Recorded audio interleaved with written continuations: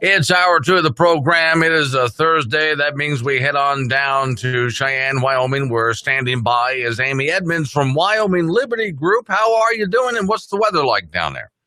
Well, I'm good, Glenn, and we have more rain, just what we didn't need. Oh, you didn't? Oh, that's right. You guys had some problems with the rain down there, didn't you? We've had a lot of rain.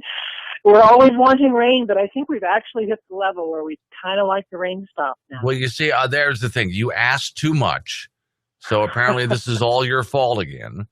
And right, be careful what you pray for, Glenn. You might just there you go. it. That's the whole problem. Well, you concentrate a lot, of course, on education at Wyoming Liberty Group. But in this particular case, are we talking, so I heard, about specifically science standards? Yes. So here's what's happening. Here's what's going on as far as the state. The State Board of Education and the Wyoming Department of Education are tasked with moving forward with these science standards. As you remember, Glenn, and I'll remind you if you didn't, the legislature removed the footnote that stopped them from moving forward with adopting the next generation science standards after parents really came forward and said, process is broken. We want to see something better in place. We don't want these standards just crammed down our throats. Let's talk about this. So now they're starting that process, and what has happened is the state board, in conjunction with the Department of Education, has gone out on this 5-city tour, I guess is the way to say it. They're holding meetings.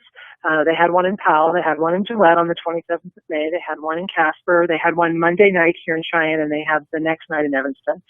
Those are now completed, and I attended the one in Cheyenne, so I thought I could give you a little perspective of that. It's an interesting thing that they're doing. Essentially, they wanted to get input about the Science Standards Review Committee, which is about to start meeting.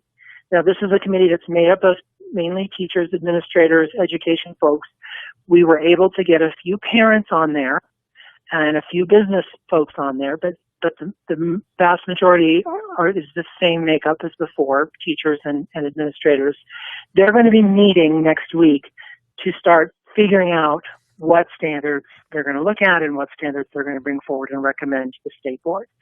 So ahead of that, they held these meetings where they just wanted to, I guess, kind of talk in very big generalities about science standards and about the process of developing standards. So now, are we going to have some of the same people showing up that showed last time? Because we had some people from out of state that showed up, and you weren't very happy with the influence that some of these out of staters were bringing into the state of Wyoming. Is that happening again? Well, we've seen, yes, climate parents has become involved, and if you've spent any time sort of following this science debate, what you will soon discover is that Wyoming is being thrown around by a lot of these sort of leftist websites as being, the evil, terrible state who's, sort of trying to end all discussion. They don't want to talk about, man-made climate change and man's effect on the normal cooling and heating of the earth. So yes, we've seen those outside forces, and I would say we're going to continue to see that. And obviously we also have citizens here in the state who very much want science standards like the next generation science standards. What was interesting at the Cheyenne meeting was that, first of all, these meetings were very tightly controlled by the Department of Education. So it was interesting, Glenn. There was a lot of discussion about how we were going to be civil. It was very controlled. You had to write down your answers. You had to wait through their presentation. The folks that were there really only had 30 minutes to kind of share publicly, and by the time you got to that place, everybody was very tightly controlled. So there wasn't a huge amount of discussion about the standards. We had some folks get up and say, climate change is over. We don't have to debate this anymore. It's a reality. One woman said, and I love these folks. She said, evolution and global climate change are politically controversial, but are not scientifically controversial. And so, in other words, she was just saying, for all you folks who object to this, just go away. Right. Yeah. You're not, if you speak, well, then you're just a boob, obviously. So, okay. Obviously bringing science in, and it's not just all global warming, like you just mentioned there. Evolution, there's so many other topics that can be brought in. So is it really contentious? Is there a lot of tension in there, or does it look like it's going to, this will be solved pretty easily this time around? It's all going to depend upon the process. I think so far what we've seen is they're very timidly getting to the point where this science review committee is going to start meeting. I think once the public at large knows what they're going to pull the trigger on, shall I say, then I think is where one of the suggestions that I made at the meeting that has not been made clear yet to the public. The meetings are open to the public, so they'll be meeting next week on the 17th and the 18th up in Casper, the Science Review Committee. The public may attend, but the public may not speak. Why not? Well, because what the Department of Education, Lori Hernandez, who's overseeing this, what she said was, this group has to meet together and they have to work together and, things like that. Right. I don't agree. So what I've asked for, I know what other people are asking for, is that, listen, I can understand maybe at your first meeting where the committee is sort of settling in and reviewing and looking at documents and just getting, the pencils sharpened and their coffee cups filled. I understand that. But at some point in the next meeting or two, it would really be inefficient and silly to not allow the public to come and speak once they know what the committee is going to move forward with. If they're going to simply only look at the NGSS, the Next Generation Science Standards, then I think they're going to want to take and should take and hear from the public. Because if they don't, if they wait, if they work, sort of in a bubble, and then go forward and recommend it to the state board, then the state board will open up this 45-day public comment period. I think they're going to get inundated. Okay, I'm talking with Amy Edmonds. It doesn't seem very efficient to me. No, it doesn't. Okay, I'm talking with Amy Edmonds from Wyoming Liberty Group. I just want to make sure, though, that, it's, first of all, we have to let people have their say, which so far seems to be a problem. But the next thing is, since we are talking public schools, this is one of the big reasons I'm in favor of a voucher program, though. But you are going to want a balanced approach. As much as I might disagree with the warmist hysteria that's out there, why not have it set up so everybody can hear every possible point of view? And kids learn as much about evolution as they do about creationism. Is Wyoming moving towards something like that? Or are we just going to get one point of view in the classroom? Well, if you look at standards like the NGSS and the curriculum that's coming out of them, and even the Common Core curriculum, we're seeing that up in the community, up in the Cody community, with this fight over the reading curriculum. And I've talked to you about this, where when you take these standards and then you actually go out and purchase curriculum, and there's not a huge variety of curriculum that can be purchased. Okay, we have such a textbook monopoly. I need to be careful how I say this. There might be a variety, but ultimately what's inside that variety. So the pictures are different, maybe the style is different, but ultimately what it's saying is basically the same, because everybody is going towards this, nationalized everything, the test included. There's not a lot of variety. And so, yes, you see up in Cody where you had school board members and teachers who are parents who looked over these books and were very concerned. They were reading, this was a reading curriculum where they had books for second graders that were talking about, polar bears and coral reefs, and that humans were vile because they caused, the death of coral reefs. This is second graders. And you have to think about this. One school board member up there, I think, said something like, well, what's the big deal? The kid can just say, I don't agree with that. Not a second grader. Yeah, a second grader doesn't have the cognitive. Also, if you do disagree, ability. You flunk the test. Right, exactly. Yeah. That's right. So, so much of this is developmentally inappropriate. And then when you're getting, when kids are getting hours and hours and hours at a very young age, all, for several grades up, it really does become sort of imprinting. And that's very inappropriate. And that's, I think, some of the major objections when people are reading this. Well, you see, what I was thinking of when I moved to the state of Wyoming, that I was going to move to an area which was much more individualist.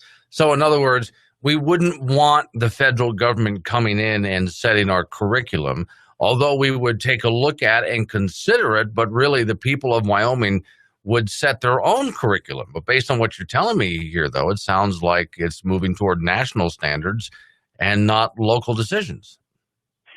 If you can think strategically and go a couple steps ahead, what the talking heads will say right now because we've heard this condescending standards are not curriculum. You people are very confused. You don't understand what you're talking about. This is something separate. But if you connect all the dots of what's happening in our schools with the different areas of education policy, and you put them all together, when we have one set of standards, we have that basically flow from that one form of curriculum that's then tested in a specific way for all the different states. You have this whole system. And so, yes, Wyoming will not be developing its own curriculum. Wyoming simply won't. We might say that we're going to have some units in there, and a teacher might teach a few unique units, but those units aren't going to be tested. And that's the reality. It's one of the reasons that the Next Generation Science Standards has gotten, as a set of standards, such a poor grade from the Fordham Institute, who is the one national group that reviews standards. And now, remember, Glenn, these folks loved the Common Core English Language Arts and Math standards, but they actually gave the science standards the C. And one of the things they said was, listen, there's too much sort of teaching, getting ready to teach to the test. We have all this overemphasis on what's called assessment boundaries in the standards themselves. What an assessment boundary is basically a boundary that tells teachers what will not be on the test. The problem with that is that for high achieving students in the class, if the teacher knows that's not going to be on the test, she's not going to, more than likely, stretch herself beyond what is going to be on the test. So for high achieving kids, they're not going to get they're not going to get that extra work that they need. And that's what the Fordham Institute had issues with. See, I never thought about it that way before. And let's face it, there are kids that are at different levels, even though they're at the same ages. And you would want the teacher to be able to teach to those different levels. You would want the teacher to have that kind of leeway. That's right. That's right. It's too rigid. And when you add the assessment, and then you add all this accountability where the teacher is going to, keep or lose their job based on how kids are scoring, you've just created, a huge mess. Right. Now, a huge mess. Let's real quick touch on, it's always a huge mess, testing to science standards. Are they talking about that? Yes. So one of the other reasons that the science standards have set, there's so much pressure right now on the Department of Education and the state board and the policymakers who actually know what's going on, is that Wyoming is going to have to start testing science. So under No Child Left Behind, we are required to start testing. So we used to only test ELA and math for the statewide, what was required under federal legislation. Okay, your district may also do other tests. Districts choose their own assessments, and they are oftentimes different.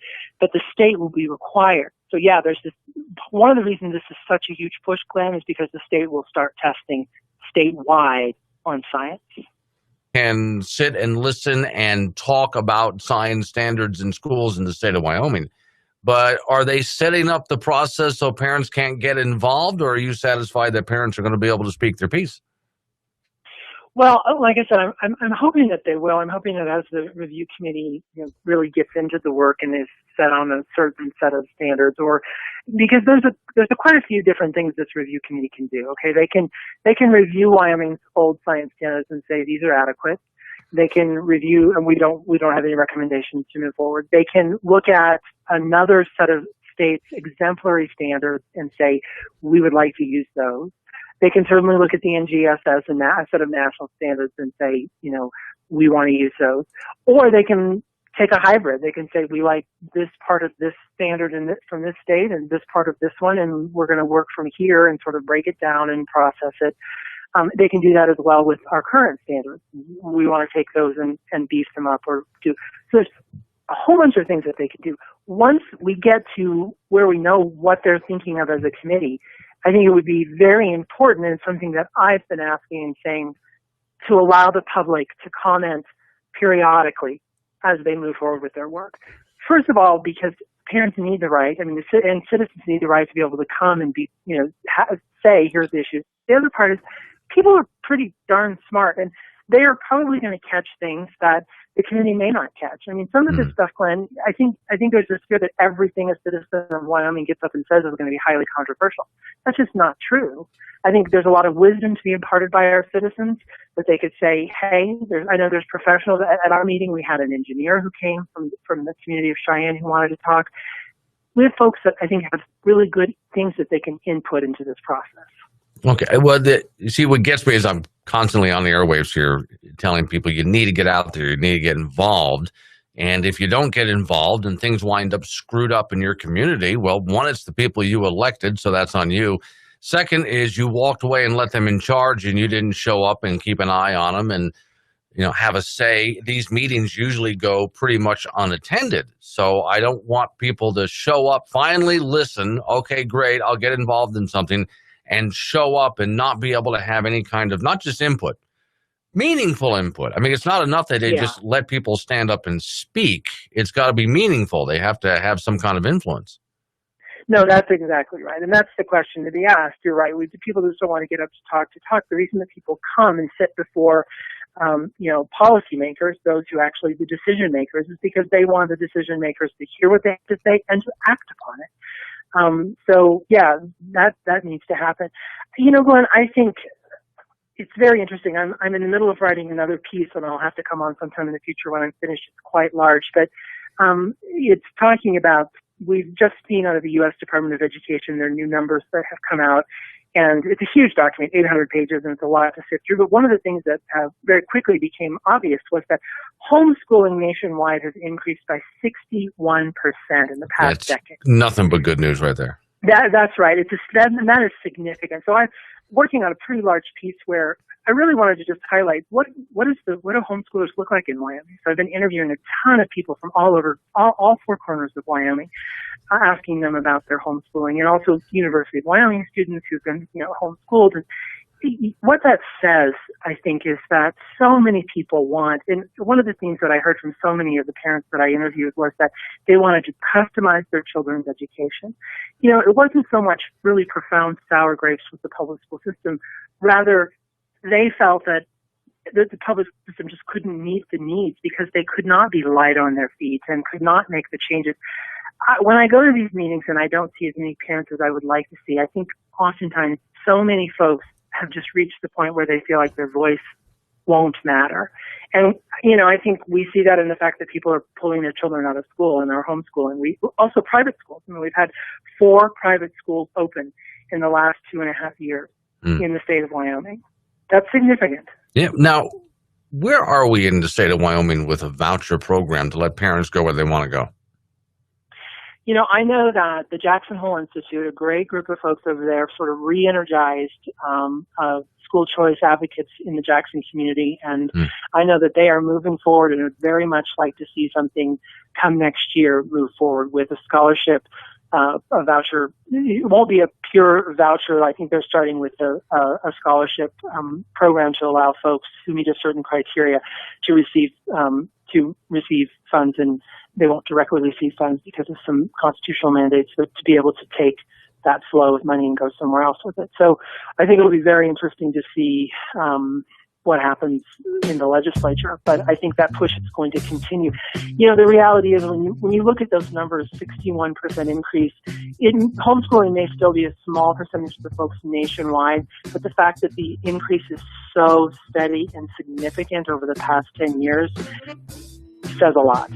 Yeah. All right, Amy, as always, thanks for coming on. Where can people find your articles? wyliberty.org. Okay. Have a good weekend. Thanks for coming on. Thanks, Glenn.